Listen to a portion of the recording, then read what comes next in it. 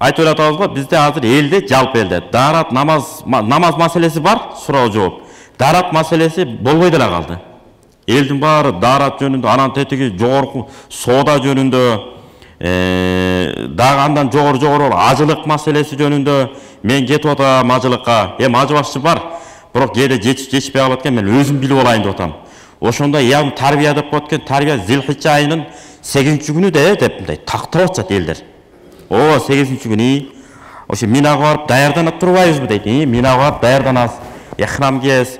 Анан 9-күнү Арафатка барабыз, 10-күнү анан кийин Муздалифага келип, анан таң амал анан кийин курмандык малы союлат. Мына мен эми түшүндүм деп, мына элдердин арасында ушундай суроолор пайда боло баштады. Мына бара-бара секин. Бул дегенсе шүгүрчүлүк. Кудай буйруса, ошол сыяктуу элибиздин деңгээли дагы динге болгон, деңгээл өйдө эле, мурун эле бийик болгон. Болгон ортодо мындай Советтер Союзунун ортосунда эмне болуп, бир аз пауза болуп кетти да ортодо.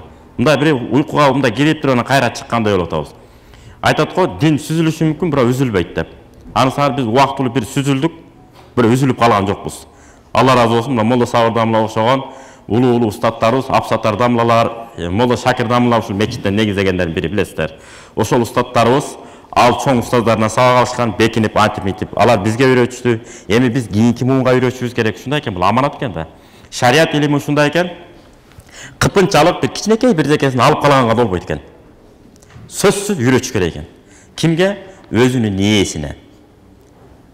Ким үйрөнгөнгө таланттуу, жөндөмдүү, анын мүнөзүнө, өңү түсүнө карабай туруп эмне кылышым керек, беришим керек. Себеби үйрөнгөнгө бул бир эле нерсеси керек, бул ыхласы. Устаз, мен ушул арабча грамматика үйрөнөйүн дедим эле, хадис илимин үйрөнөйүн дедим эле, акыйда илимин үйрөнөйүн дедим эле деп туруп кирип келатса, эмне дейбиз? Кел айнанайын, отур деп сабакты бергенге мен милдеттүүмүн. Ушунчалык жөндөмү, таланты жетип туруп, ана мен бирдемкени шылтоолоп бербей койсом, Пайгамбар Мухаммад алейхиссалам хадисте келгендей, кимде ким илим сурап келсе, илимди катуу айтпай койсо, оттон болгон жүгөн менен жүгөндөлөт деген. Кыямат күнү. От жүгөн бар, атты ноктосу. Аттын ноктосу жүгөнү деп коет мондай.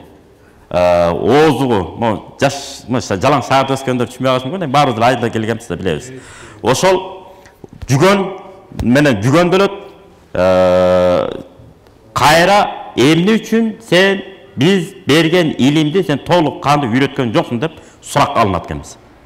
Ошондон Кудай сактасын. Шарият ушунчалык аманат илим.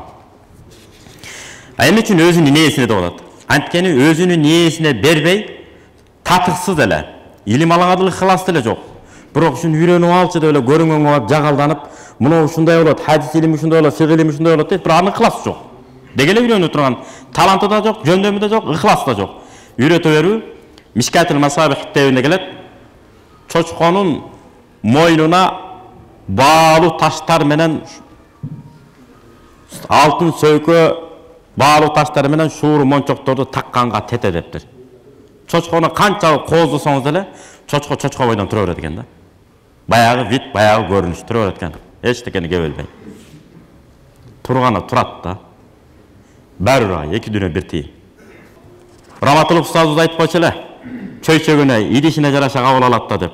200 грамдык идишти аракка суссаңыз деле ошо 200 грамм суу атат, Тынч океаны суссаңыз деле ошол 200 грамм суу чыгат да, башка эчтеке чыкпайт. Ошон үчүн Кудай Тааламдан тиленишибиз керек экен. Кудайым, ушул идишимди кенен кыл. Кандай гана илим болбосун, сиңе бере турган кыл менин мээмди. Ал үчүн жан дүйнөмдү тунартчы, жан дүйнөмдү тазартчы.